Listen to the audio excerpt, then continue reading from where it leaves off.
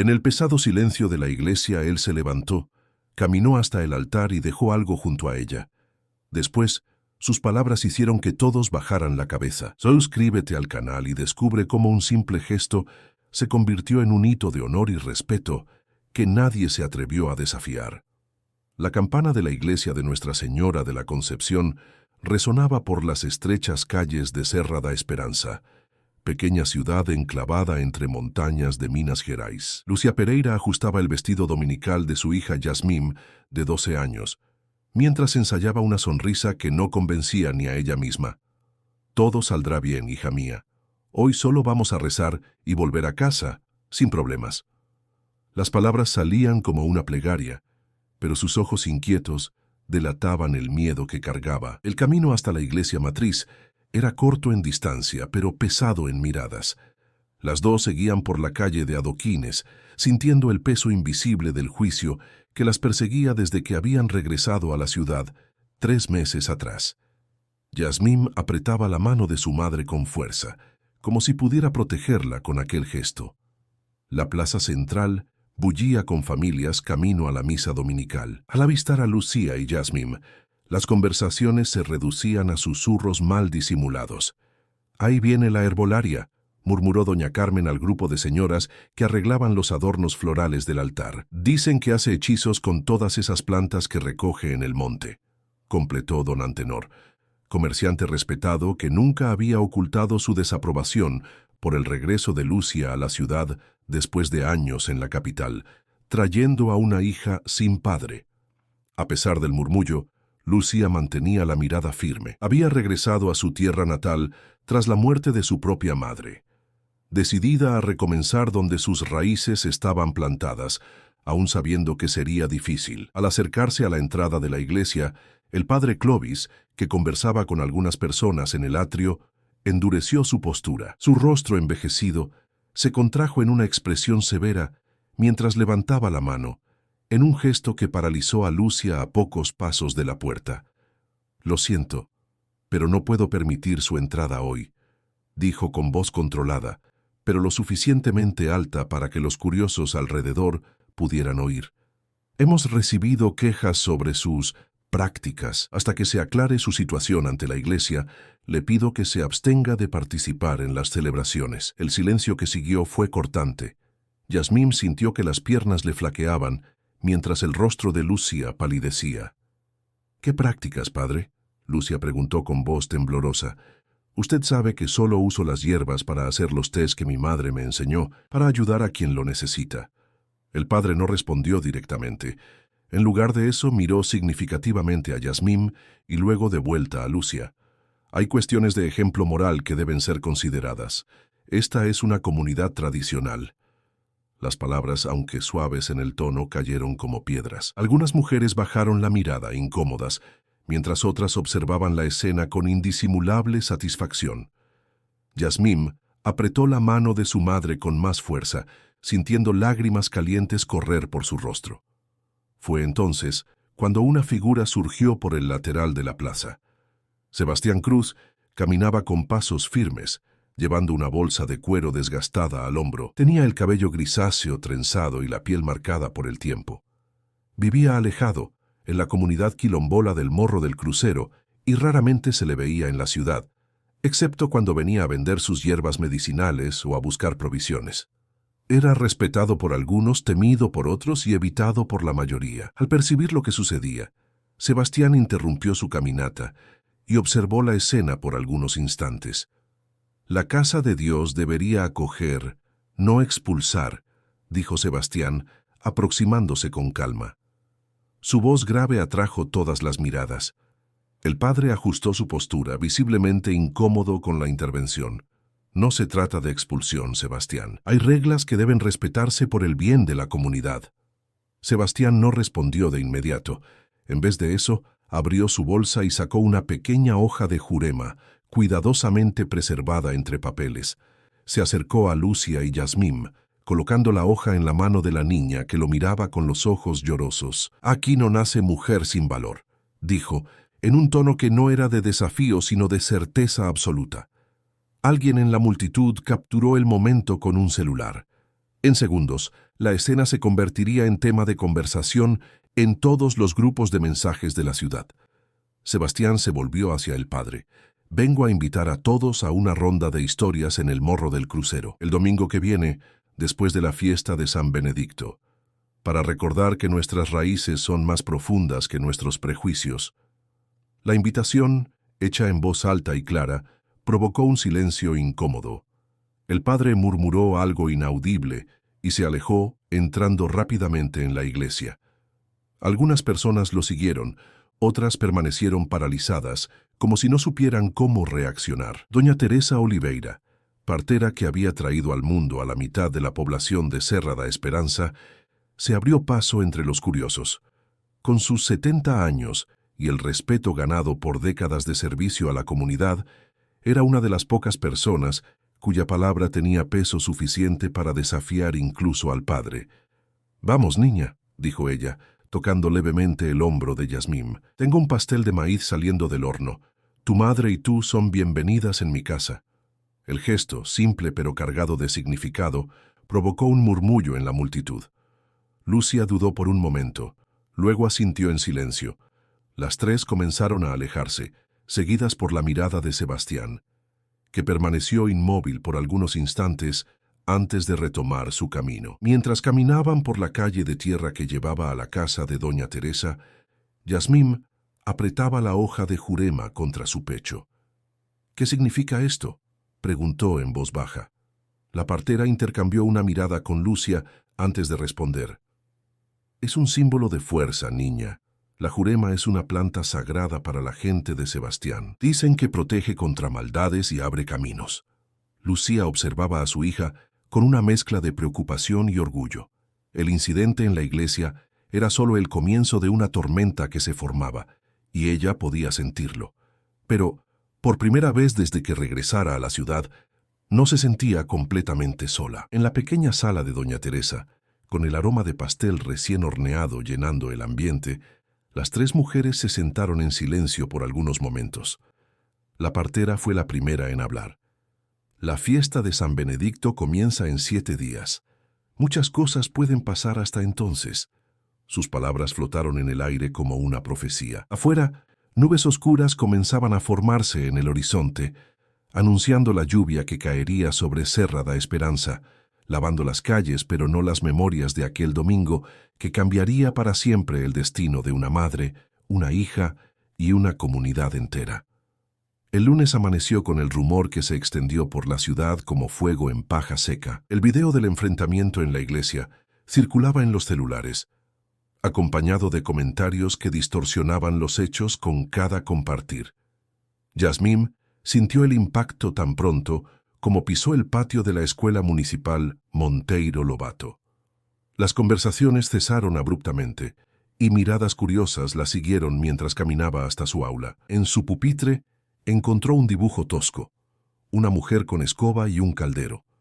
Debajo, en letras torcidas, la palabra bruja. Tragó el llanto y guardó el papel en la mochila, determinada a no mostrar debilidad. Durante el recreo, Yasmín se aisló bajo la sombra de un mango en la esquina del patio.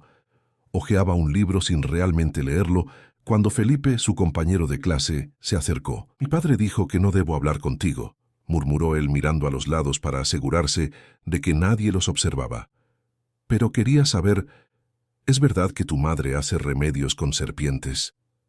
Yasmín cerró el libro con fuerza. «Mi madre cura a las personas con plantas, no hace daño a nadie. Tu padre debería saber eso antes de difundir mentiras». Felipe retrocedió un paso, sorprendido por la reacción. «Perdona, yo solo...» No completó la frase. La profesora Mariana se acercaba con expresión preocupada.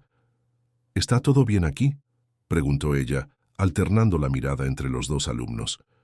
Felipe murmuró una disculpa y se alejó rápidamente. La profesora se sentó al lado de Yasmín. «Oí sobre lo que pasó ayer», dijo con voz suave.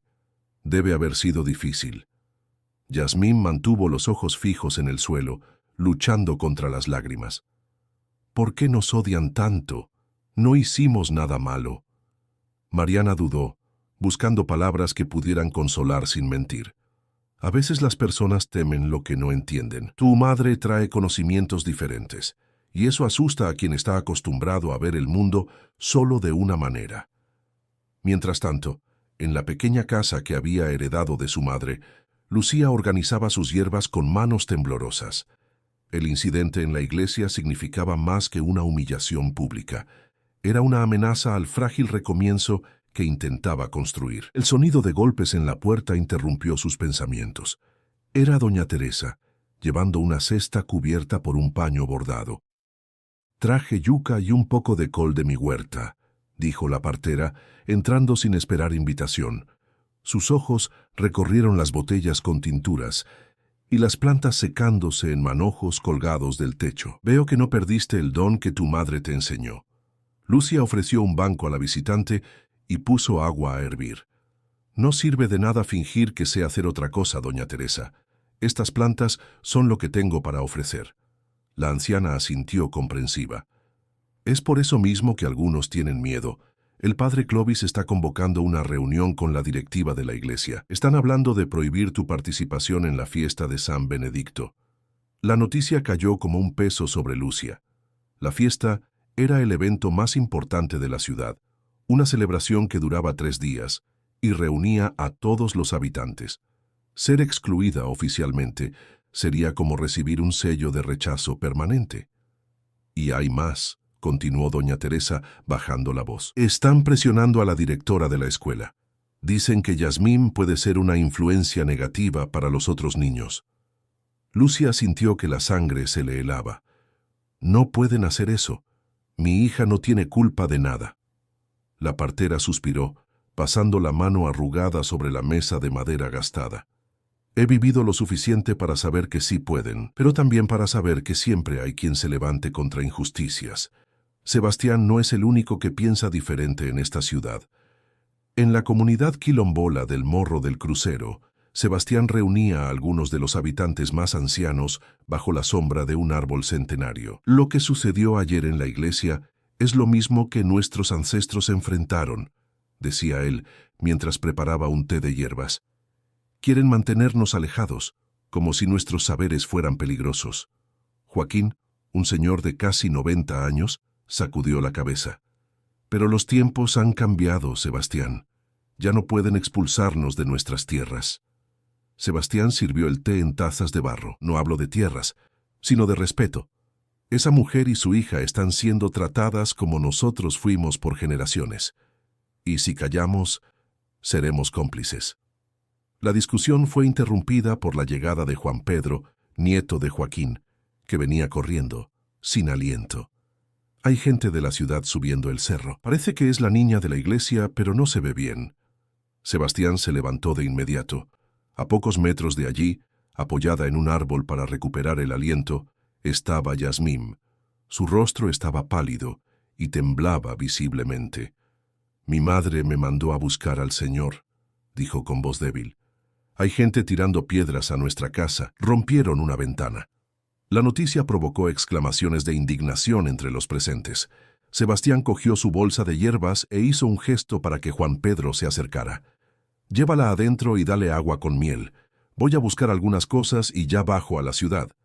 Mientras tanto, en la casa de Lucía, la situación se agravaba. Un pequeño grupo de hombres se aglomeraba afuera, gritando acusaciones.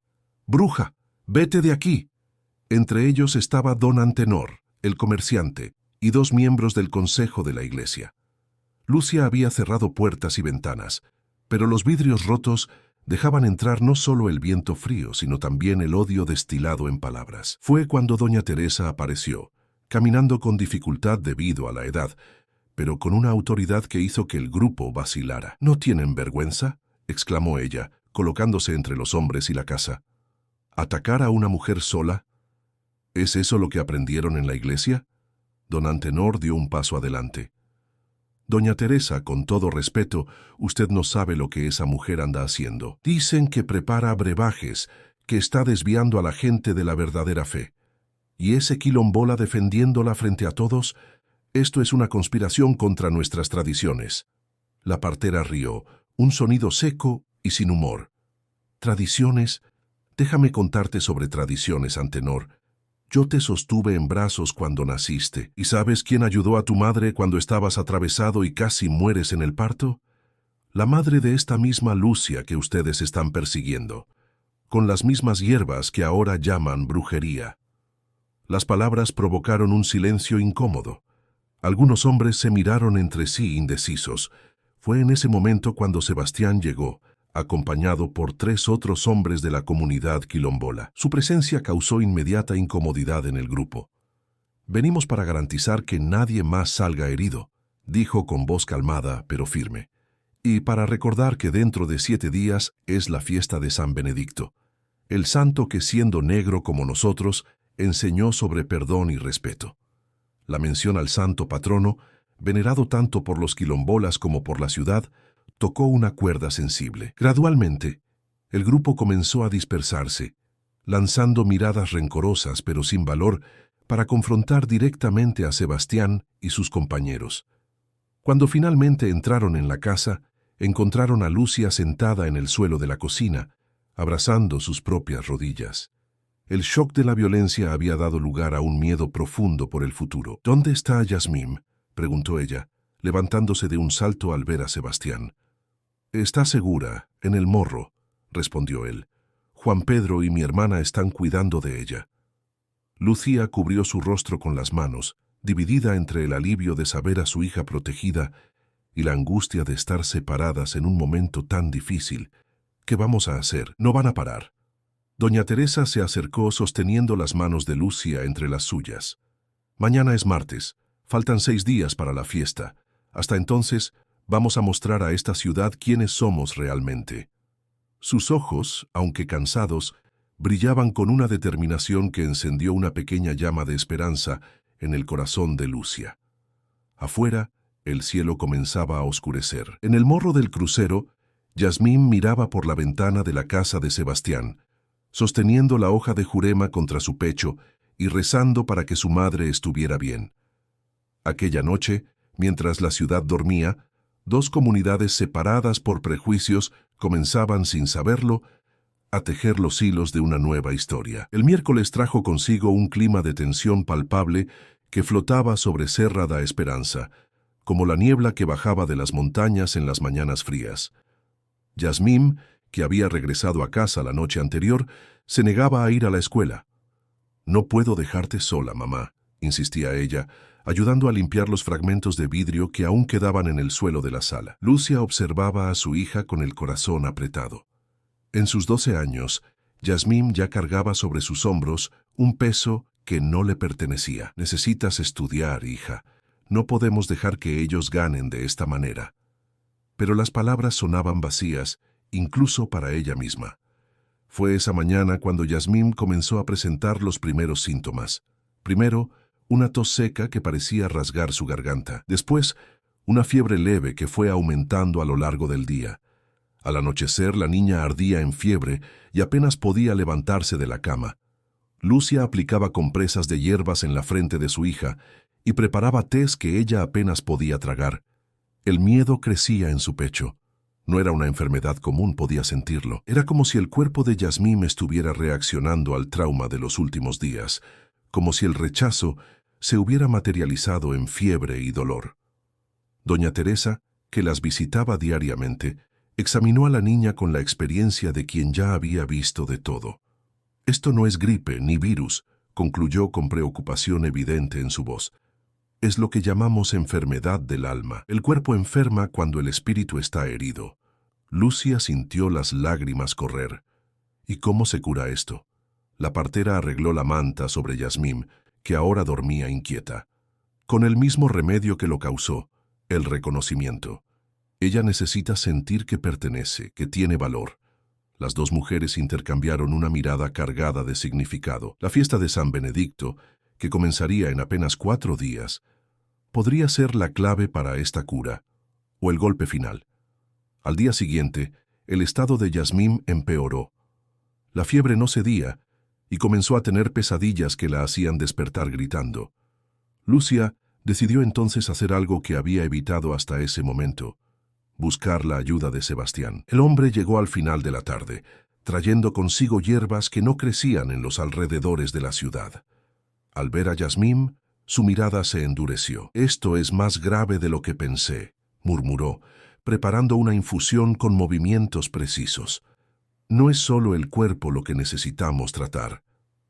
Mientras la noche caía, Sebastián contó historias a Yasmín. Habló sobre sus ancestros, que habían resistido a la esclavitud y fundado el quilombo del Morro del Crucero.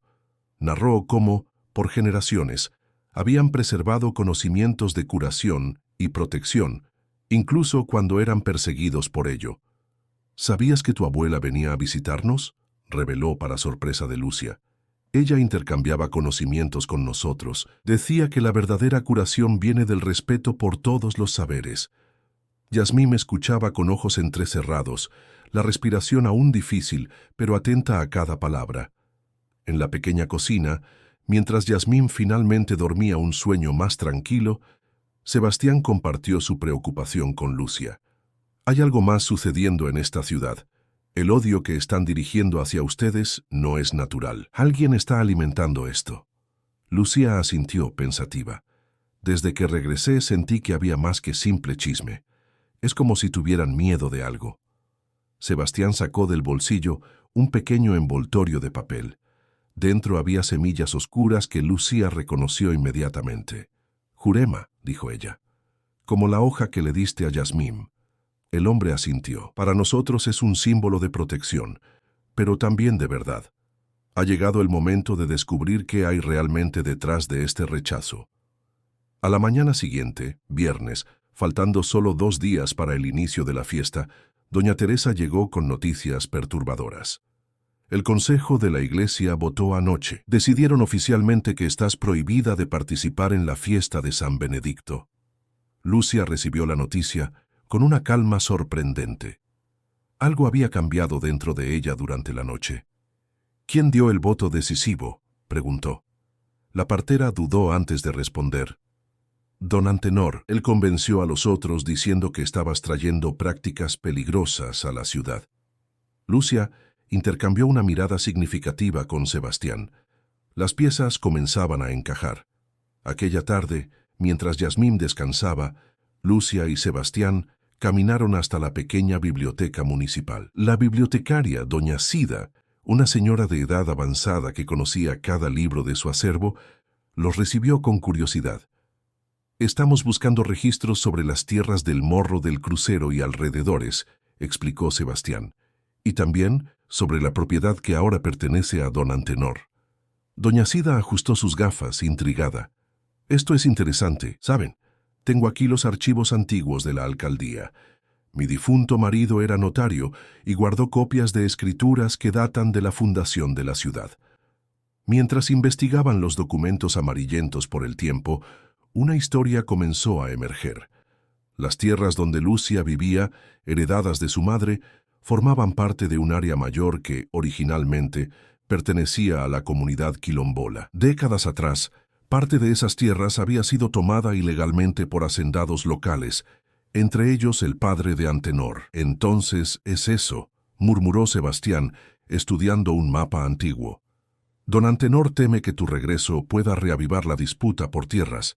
La madre de Lucia nunca aceptó la pérdida de la propiedad, aunque nunca logró probar sus derechos». Lucia sintió una ola de comprensión. «Por eso está tan empeñado en expulsarnos. No es por las hierbas o por supersticiones, es por miedo a que yo descubra la verdad sobre las tierras». Sebastián asintió pensativo, y ahora con la comunidad quilombola más organizada y conocedora de sus derechos, el riesgo para él es aún mayor. Doña Sida, que escuchaba la conversación, añadió: «Don Antenor compró recientemente más tierras alrededor de la propiedad de ustedes. Está expandiendo sus negocios hacia el lado del Morro». Al regresar a casa encontraron una sorpresa. Yasmín estaba sentada en el porche, todavía pálida, pero con los ojos más vivos.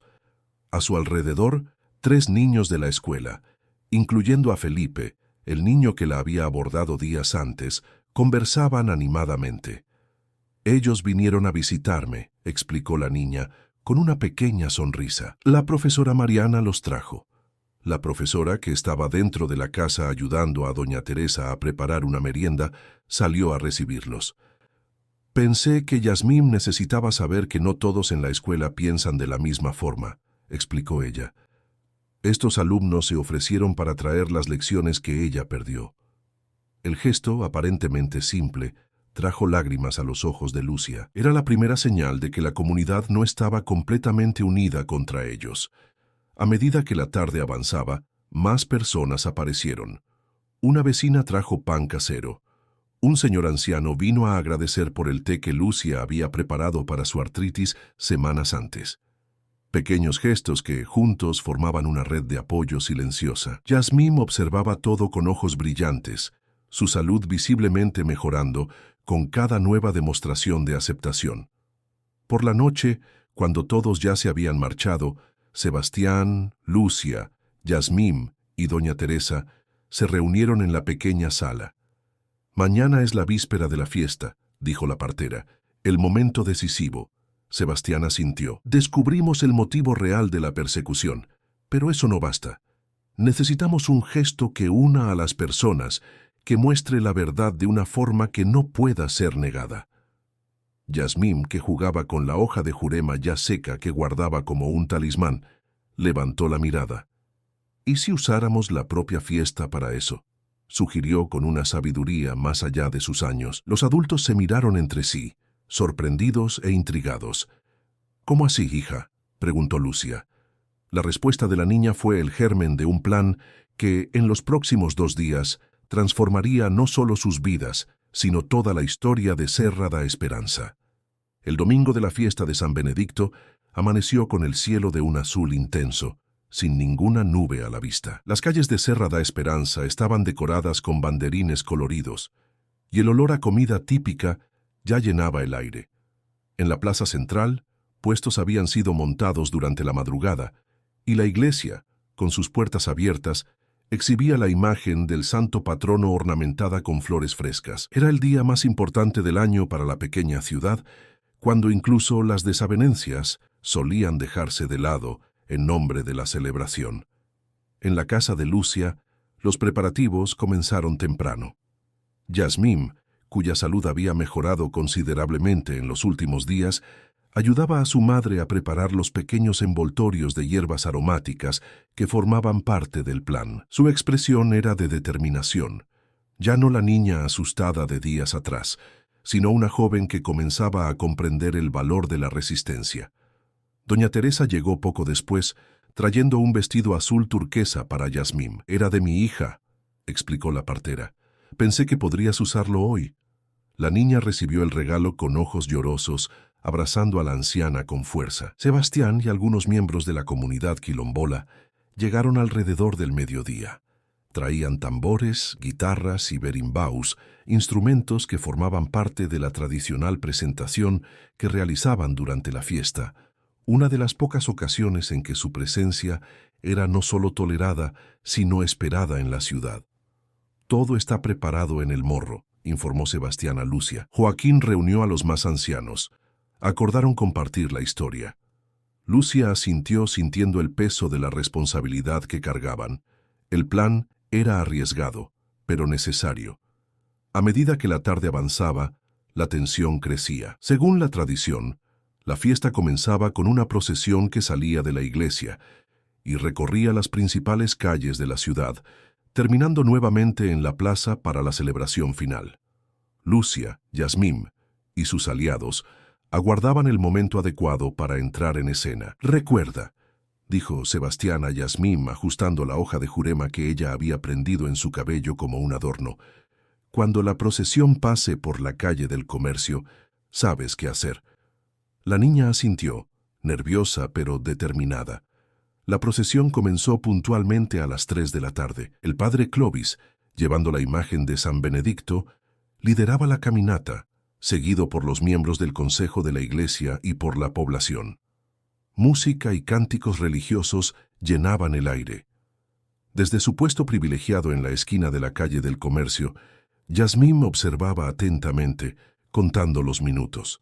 Cuando la procesión se acercó, respiró hondo y dio la señal acordada. Inmediatamente, niños de la escuela, los mismos que habían visitado a Yasmín días antes, ahora acompañados por otros compañeros, salieron de diversos puntos, distribuyendo los pequeños envoltorios de hierbas a los participantes de la procesión.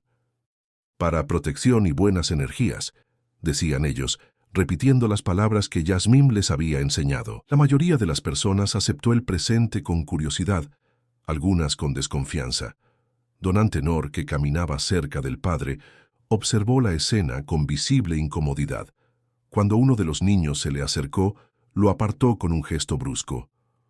«No quiero nada que venga de esa bruja», exclamó lo suficientemente alto para ser oído por quienes estaban cerca. El comentario provocó miradas de reprobación.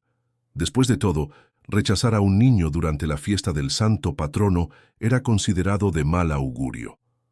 Fue en ese momento cuando Yasmín, vestida con el bello vestido azul turquesa y con la hoja de jurema en el cabello, entró en la calle, caminando directamente hacia la procesión. Un murmullo recorrió la multitud.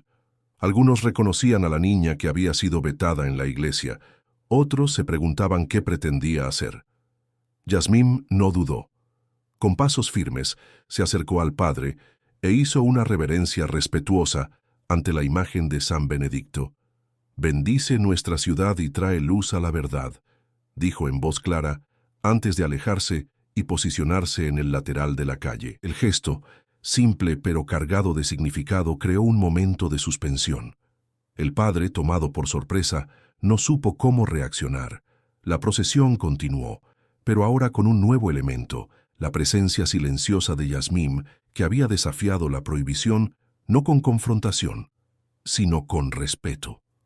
Al llegar a la plaza, donde la celebración final ocurriría, una nueva sorpresa aguardaba. En el espacio tradicionalmente reservado a los músicos, estaban los quilombolas del Morro del Crucero, con sus instrumentos, y junto a ellos, Lucia, vestida con un traje blanco simple, pero digno. Don Antenor avanzó, visiblemente alterado. «¿Qué hace esta gente aquí?» Ella fue prohibida de participar en la fiesta.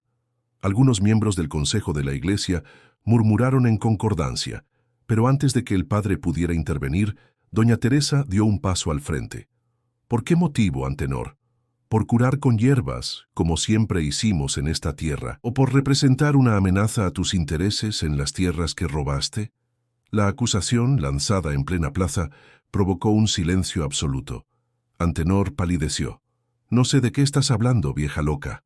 Sebastián se adelantó, sacando de una carpeta de cuero documentos amarillentos. «Estos son los registros originales de las tierras. Muestran que la propiedad donde Lucía vive, y parte de la tuya, Antenor, fueron ilegalmente tomadas de la comunidad quilombola hace 50 años. La madre de Lucía guardó estos papeles, y ahora entendemos por qué temes tanto su presencia aquí». La revelación cayó como una bomba. Las personas se aglomeraron para ver los documentos, mientras Antenor, rojo de ira y vergüenza, intentaba defenderse. «Esto es una mentira, una conspiración de estos brujos para tomar lo que es mío por derecho». Pero sus palabras sonaban vacías ante la evidencia. El padre, visiblemente perturbado, intentó calmar los ánimos. «Hoy es día de celebración. Estas cuestiones deben ser tratadas en las instancias apropiadas». Fue entonces cuando Joaquín, el anciano de la comunidad quilombola, alzó su voz. Con casi 90 años, raramente bajaba a la ciudad, pero su presencia comandaba respeto.